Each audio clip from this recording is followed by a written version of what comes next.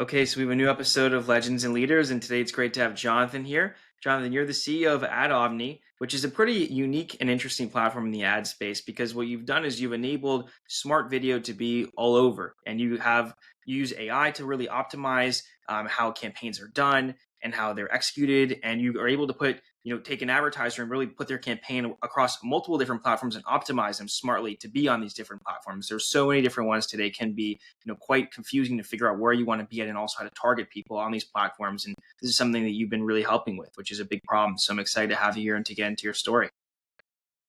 Thanks for having me on the pod, Ben. It's great to be with you. Awesome. So just kind of going back to like the early foundation of your journey, how did your interest in being an entrepreneur happen? What drew you specifically to the advertising space? It's a space that's an interesting space. I mean, recently I think it's shifted a lot, especially with some of these new technologies that have come out. What made you want to be a builder in that category? Yeah, so it's a great question. I would attribute my early entrepreneurial spirit to my family. And it's not even just my parents. If you go back, my grandfather was the chief engineer for the city of Chicago under Mayor Daley, in the 50s, 60s. And he was always building things for the city of Chicago. And then on the side, he also had like an architect design firm as well. So he, I think, really instilled the spirit of kind of working hard and also kind of building, creating that kind of really infused into my mom. And my mom was an entrepreneur, for her career. She's now retired. And really I would say that she was probably one of the biggest drivers of entrepreneur, the spirit in my life, in my history. In the mid 80s, she and my dad created a business that was in the custom printing and stationery space. And I remember as a kid going with her to like Lamaze classes and her pitching custom printed birth announcements and baby shower invitations, and helping her stuff envelopes and mail those out. And I think you're kind of a product of your environment. And early on, it was a more kind of entrepreneurial, kind of self-starter business model. But what really kind of got me into tech and then subsequently advertising was helping my mom and my dad take this offline invitations greeting card business in 1999 and move it to the web. So we were one of the first e-commerce companies to sell custom printed products online in 1999. And I really fell in love with just the web and the ability to kind of change the consumer experience. And I think ever since then, when 26 years now, it's been how do we apply new technology to the old ways of doing things and kind of create value and create interesting new products and experiences along the way. So you really grew up, watching a business being built and all the positives and negatives of that. And it seemed like you had to have a role in that too at a young age in helping to make it successful. That's quite the opportunity there and quite the insights you probably got. Yeah, absolutely. There's to kind of live through, a self-funded business. It started off in like our side bedroom of our house, and then eventually grew into sort of bi-coastal, multiple offices, big business. But yeah, being there kind of in the early days. And then also my dad was a pretty big influence as well. He moved to the US for university to study computer engineering, worked at Bell Labs in the early days. And so I credit a lot of my interest in kind of next gen technology to him. And so, yeah, I mean, the business for that original, it was called Storky.com, Storky Express. It was actually an offshoot of like my dad selling a computer system to a local stationery store, and then them not paying him and him taking the computer system away. Like, what am I going to do with this? Because he had designed the software, he had set up the hardware. This is like I think it was like the early 90s. And then my mom was like, well, why don't I do this? side business. And so sometimes it's not only, what's interesting to look back, it's not only what you plan to do, but it's the unexpected things that kind of steer you to kind of find your business, your passion. I think both my parents showed that being very flexible and open-minded really kind of influenced me and their success as entrepreneurs themselves. Mm. So how did you go, Jonathan, from that business to the advertising world? Like what led to that jump? Sure. So as kind of pioneers in e-commerce in the late 90s, like we predated Google in terms of it being a major ads platform.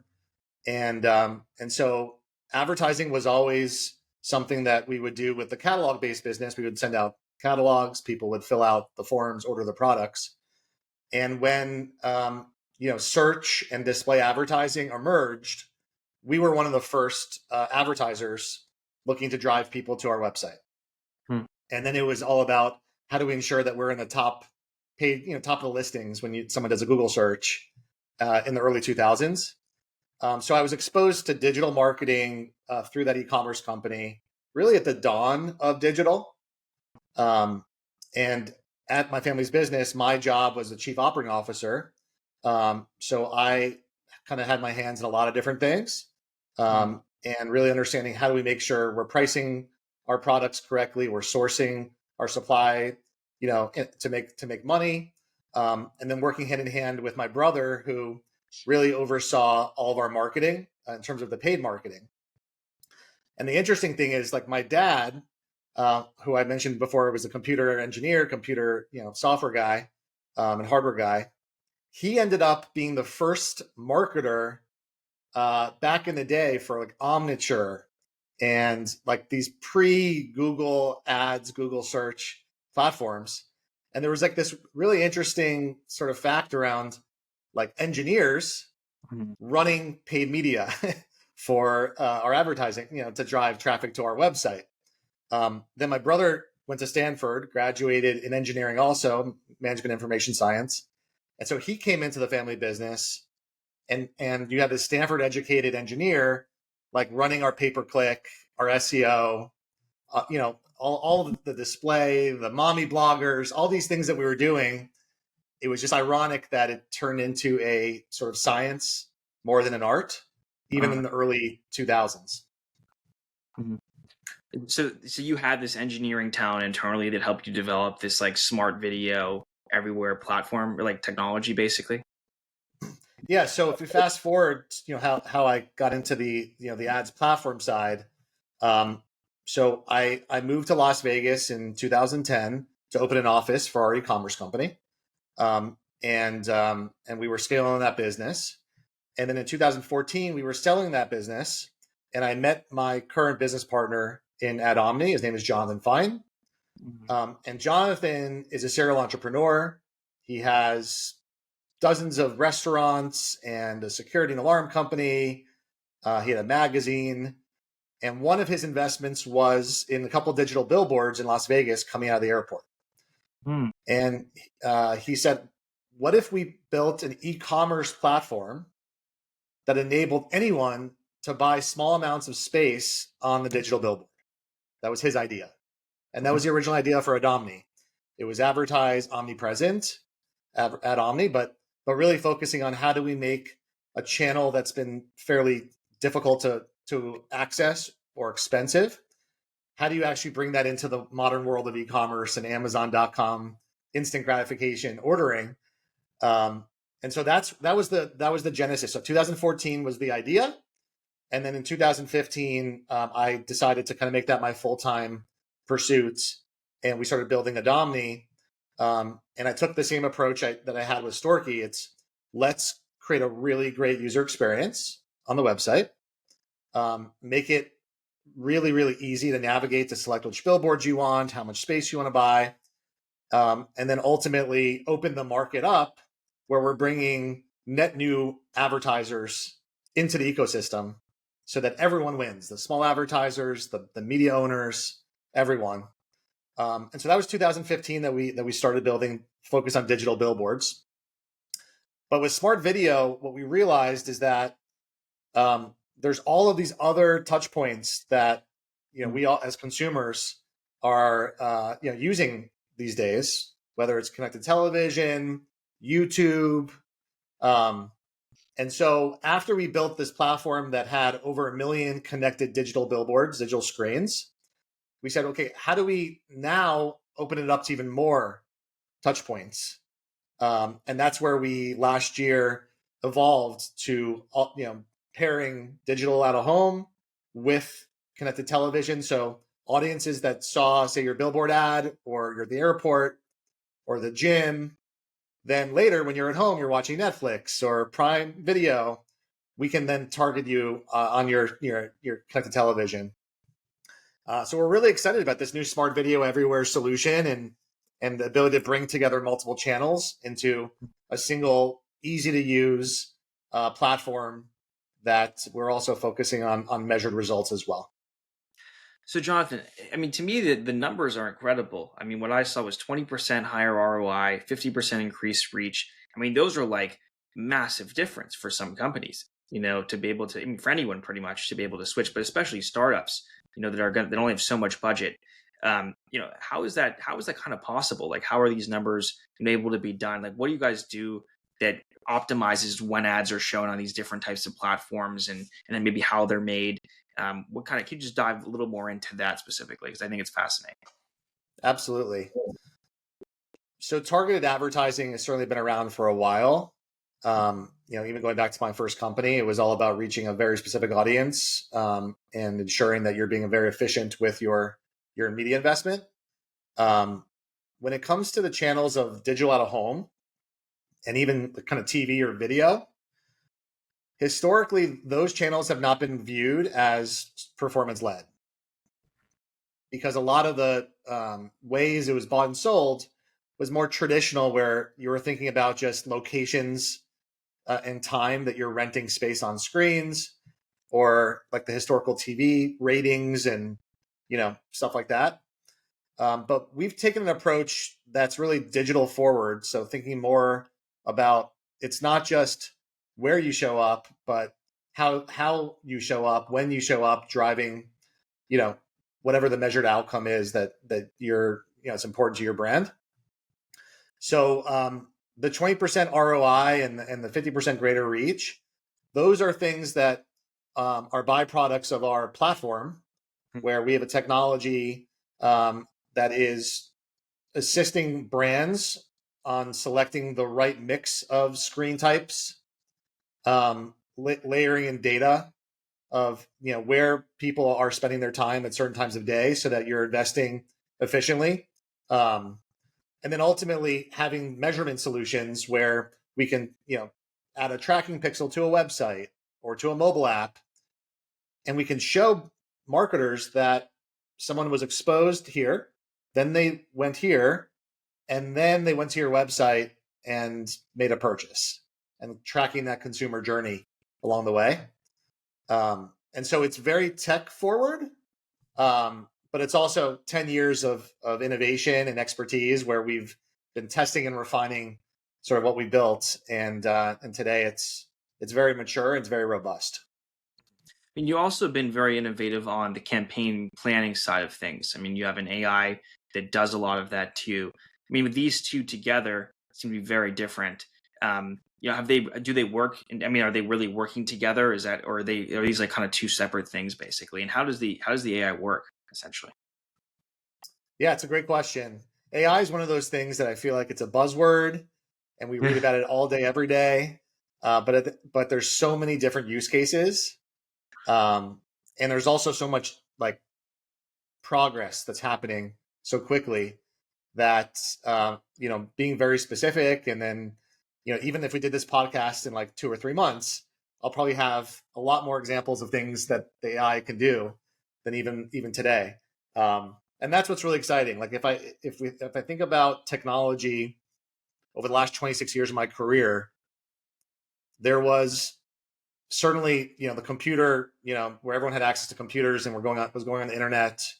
Then it was high speed internet, that really opened the door for everything. Then it was mobile. Everyone had the most sophisticated computer in their pocket, and then AI. Like I think those are like the four biggest inflection points of technology that sort of transform the way we do things. Mhm. And so when we started hearing about what OpenAI and ChatGPT was doing in the market, and then seeing all the other major LLM companies like Gemini from Google and Claude, for us, we said, okay, this is something we can't just ignore. It's has so much potential, and that was early 2024, I think, where we kind of got really serious about it. Mhm. And so the what we've been building at Adomni is our own AI agent called Gene AI, Jeen. Mhm. Say it really fast. It sounds like Genie. It's Mhm. like ask Genie for an optimal campaign plan, and you're going to get an optimal campaign plan. Um, and one of the things that a lot of marketers struggle with today, especially with digital out of home, is which screen types should I select? And how should I invest my media dollars across the different screen types? Mhm. And then how should I be thinking about creative? You know, because different screen types have different sort of audience thought processes that go with it. And so we took 10 years of Adomni's expertise and all of our campaign history, and we trained an AI agent on what's worked in the past and how we can make recommendations. So even if you've never launched a digital home campaign, you could come into the platform, type in who you are as a brand or what you're trying to achieve, and then the AI produces the first draft of an optimized campaign plan. That was our initial vision of like, let's simplify the start process. Um, and for me, AI kind of fits within like two main buckets of value creation. One is faster. How can you get a job done or a series of jobs done more quickly? Mhm. And the other is how can you do it better? Mhm. And if you compare the ways of planning advertising campaigns, especially today with so much fragmentation of platforms and so many different ad products, you can have a team of like 5 to 10 people that need to be involved in getting pricing, contacting media owners, you know, building out the campaign plan, the strategy, sharing with the clients. So our initial like main use case for Gene AI was let's make it something that takes days or weeks. Let's have that transform to seconds. Mhm. And this, as easily as you're going to ChatGPT or Gemini as a consumer, asking questions, getting answers, you as a marketer can go into Gene AI and also get not only answers, but also work created for you that takes some expertise. Mm. Jonathan, I mean, I definitely see the value add for it. The question is like, how do you kind of view pricing now for like what you guys do? Because you could say, oh, this is automated and much simpler. You don't have to do as much work on your end. Of course, you have to build it and all of that. But how do you kind of think about pricing in the age of AI now for clients? Yeah, it's a great question. So AI is a tool where you still absolutely need a human on both sides in many cases to facilitate, right? Um, and some clients of ours would rather us do it for them. So when I say both sides, I mean it's a managed services solution as well. Or some clients just want to do it completely self-service. So our belief is that over time the price should go down because we're creating so much efficiency and so much self-service that you can actually invest more of your budget into the impressions as opposed to the people needed to facilitate the impressions being delivered. Um, but there's this other kind of trend, which is the easier you make something, the more people will do it. So while price might be something that over time potentially could go down, even though we're in an era of inflation and it seems like everything is going up, but in advertising with technology being applied efficiently, I think the industry might want price to go down because it enables more people to participate, and you can actually have significantly more profits by having a volume based business as opposed to a higher margin based business with less clients.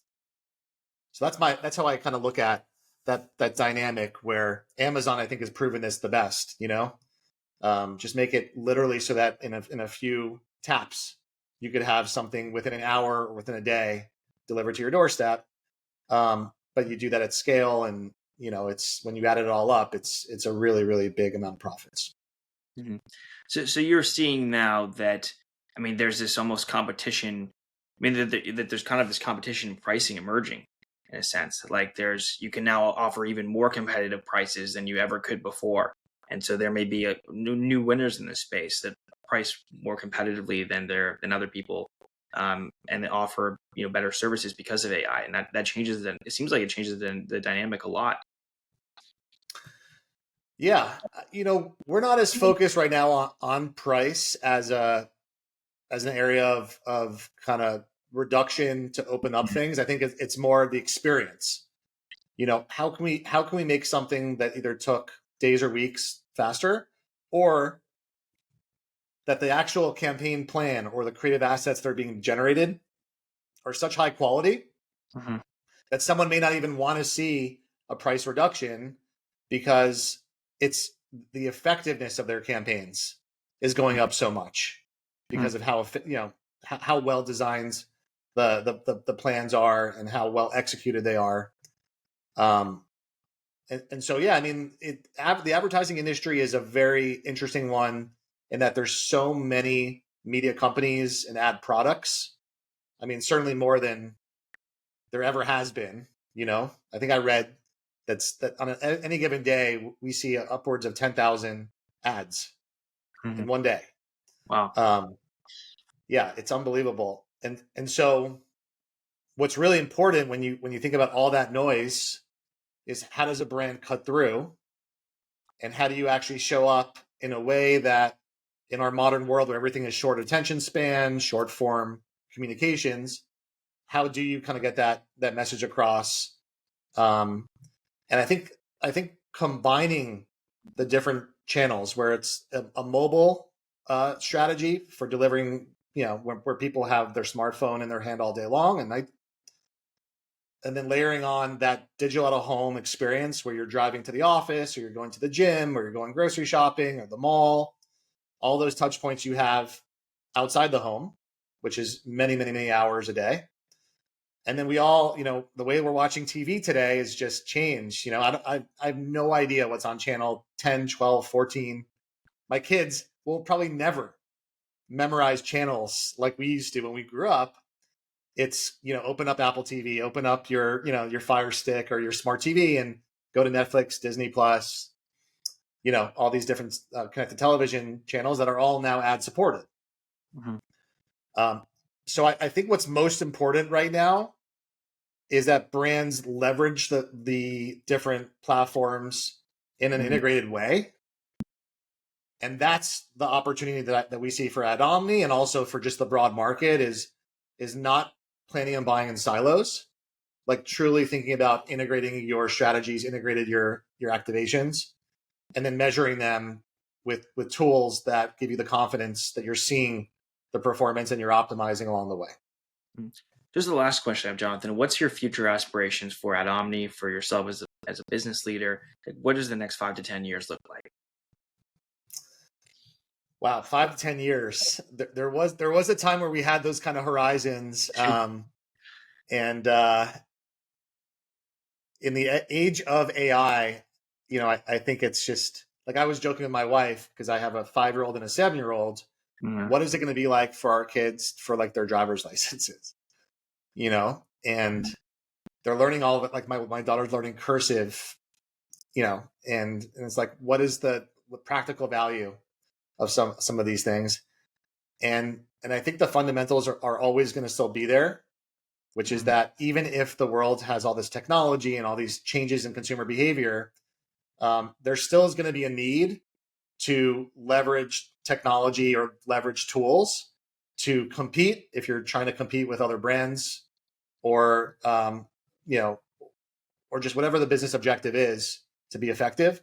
So I think over the next 5 to 10 years, it's going to be really staying on top of the shifts on where people are spending their time, Mhm. and ensuring that the most relevant ad content is being delivered, so that you don't have kind of like this effect that you may have seen this, I don't know, watching some CTV, where you just get so turned off by some ads because they're not relevant, or they're being sort of they're not being frequency capped. So you're seeing the same stuff over and over. So I think there's the next 5 to 10 years will have a lot more efficiency in terms of relevant ads and content. I think that in the space that we're in, which is the video space, I think video will continue to be easier to create, and people are going to continue to enjoy consuming short form video and movies. I'm not so sure how many of those will end up in theaters again, like the way we grew up. Um, but certainly I think video is kind of here to stay, and will just get better and better. And then for Adomni, our name at Advertise Everywhere, living up to that, where, in 5, 10 years, in a world where maybe there's automated driving, right? We're not even behind the steering wheel. What does that mean for digital out of home? Or what does that mean for in-car or in-vehicle sort of ads, communications? I think that there's going to be some of the things we've seen in like movies, where it's like smarter campaigns just delivered on unique surfaces. I think we'll see some of that play out as well. But it's fun. I mean, that's the fun of being in like ad tech and just emerging kind of new technologies, is that you never really know. But if you keep your kind of eye and feel on the pulse of things, then and you're able to pivot with the market, that's the fun of kind of the career path that I've chosen. And we just want to keep doing really great work for our clients and having them see great results. And how it comes to life is, we'll wait to see what the future brings. Yeah, I mean, some of these sci-fi ad ideas I think are going to be very cool to see happen, and it looks like we're going to get to that point. Um, I appreciate you taking the time, Jonathan, and doing this. I think you built something really unique and interesting in this space, and it's great to have a tool that provides real value in the advertising world with AI, like the one that you built. I think that's so important, and I'm excited to see what you're going to do next there and what you do next in general. I appreciate you coming on and doing this. Thanks for taking the time. Thanks, Ben.